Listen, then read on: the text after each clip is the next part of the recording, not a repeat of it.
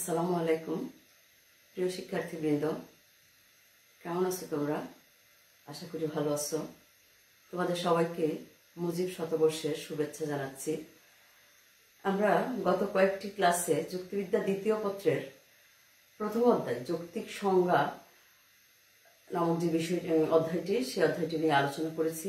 আজকে আমি সেই অধ্যায়টি থেকে কি ধরনের অবজেক্টিভ টাইপ প্রশ্ন আসবে বা কিভাবে অবজেক্টিভ টাইপ প্রশ্ন পড়লে তোমাদের প্রায় 100% কমন পড়বে, কি ধরনের উদ্দীপক থাকতে পারে, সেই উদ্দীপক অনুযায়ী কি ধরনের তোমাদের সৃজনশীল প্রশ্ন থাকবে, সে বিষয়গুলো নিয়ে আমরা আজকে আলোচনা করব।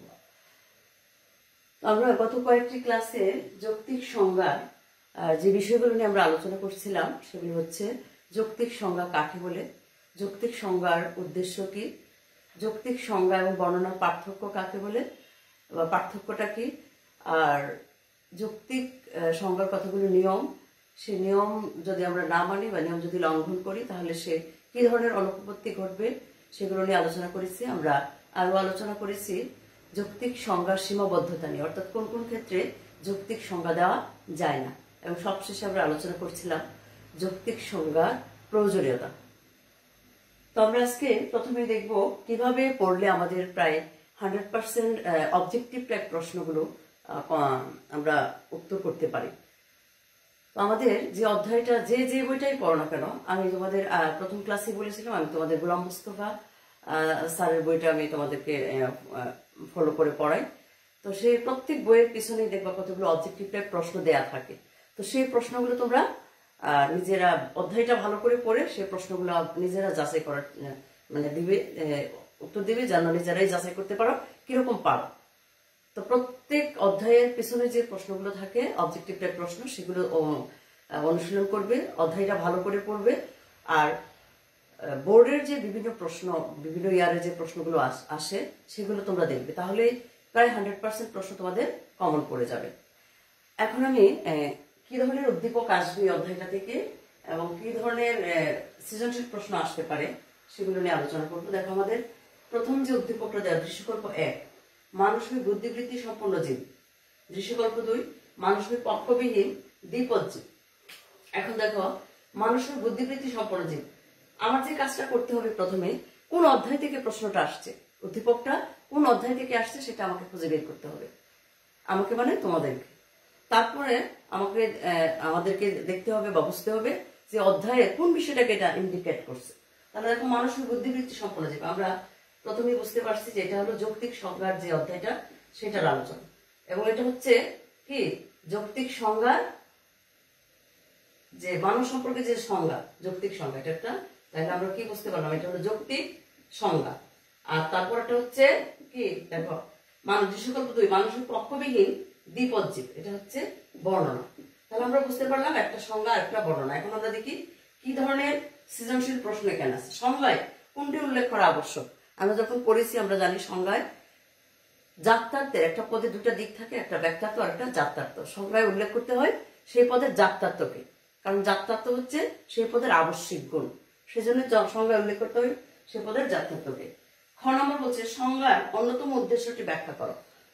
সংজ্ঞার অন্যতম উদ্দেশ্য হচ্ছে কোন পদকে আরো সুস্পষ্ট করা এবং সুনির্দিষ্ট করা, সেটা তোমরা সুন্দর করে ব্যাখ্যা করে দেবে। গ নম্বর বলছে দৃশ্যকল্প 2 যৌক্তিক সংজ্ঞা কোন বিষয়টিকে প্রকাশ করছে, ব্যাখ্যা করো।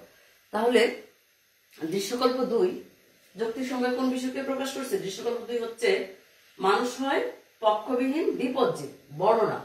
তাহলে তুমি কি করবে, সেই বর্ণনা কাকে বলে বর্ণনার একটা উদাহরণ এবং সেটা ব্যাখ্যা করে দেবে, তাহলেই 3 নাম্বার পেয়ে যাবে।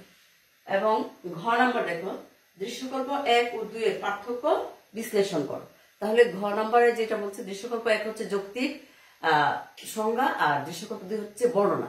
তাহলে আমাদেরকে যে কাজটা করতে হবে, আমরা সেটা আমিও পড়েছি এবং তোমরা আবারও পড়বে, যৌক্তিক সংজ্ঞা এবং বর্ণনার পার্থক্যগুলো, কমপক্ষে 4টা গুরুত্বপূর্ণ পার্থক্য। যারা পারবা তারা আরো, যাদের হাতের লেখা অনেক গতি আছে তারা আরো বেশি লিখতে পারো, অসুবিধা নেই, তবে 4টা লিখতে হবে, যেহেতু 4 নাম্বার এখানে আছে। তাহলে আমরা 4-এ 4 পাবো। তাহলে এভাবে আমাদের প্রথম যে উদ্দীপকটা সেটার উত্তরগুলো আমাদেরকে লিখতে হবে, তাহলে তোমরা 10-এ 10 পেয়ে যাবে। দেখো, ঘটনা এক, আরেকটা উদ্দীপক, এটা আমাদের উদ্দীপক 2। 2 এর ঘটনা 1 দেখো, উঠ হই মরুভূমির জাহাজ। এটা দেখলে আমরা বুঝতে পারছি এটা যৌক্তিক সংজ্ঞার একটা বিষয়, এবং এটা হচ্ছে রূপক সংজ্ঞা।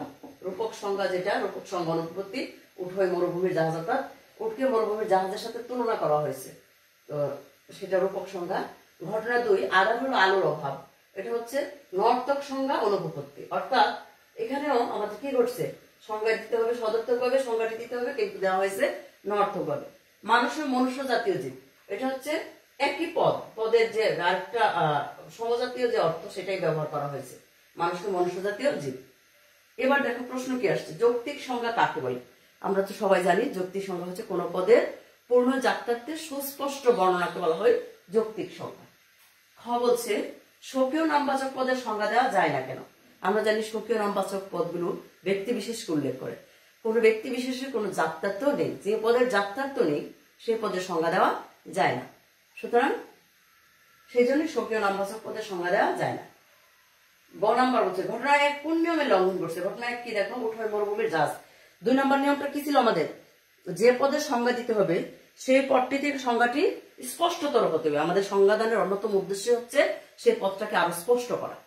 তো সে তাহলে 2 নম্বর নিয়মটা কি, যে পদের সংজ্ঞা দিতে হবে সেই পদটি থেকে সংজ্ঞাটি আরো স্পষ্টতর হতে হবে, কোন রূপক বা দুর্বুদ্ধ ভাষা সংজ্ঞা ব্যবহার করা যাবে না।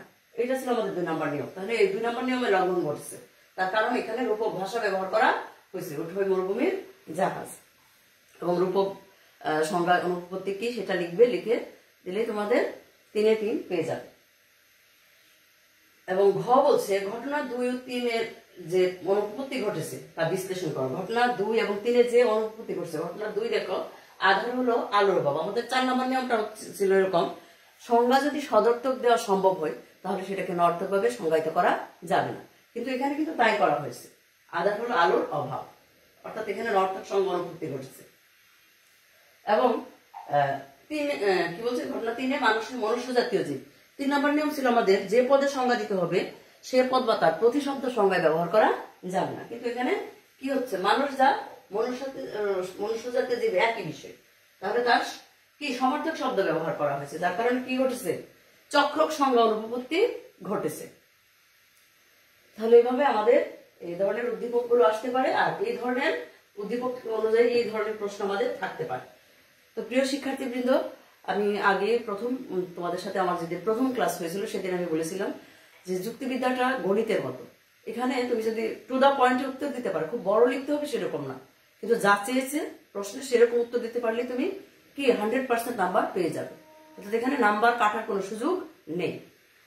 আর আরেকটা বিষয় সেটা হচ্ছে তোমরা অধ্যায়টা ভালো করে পড়বে। তোমরা জানো তোমরা আগেও সৃজনশীল প্রশ্নের উত্তরগুলো লিখে আসছো, অধ্যায়টা ভালো করে না বুঝলে তোমাদের পক্ষে কিন্তু সেই উত্তর দেওয়া সম্ভব না।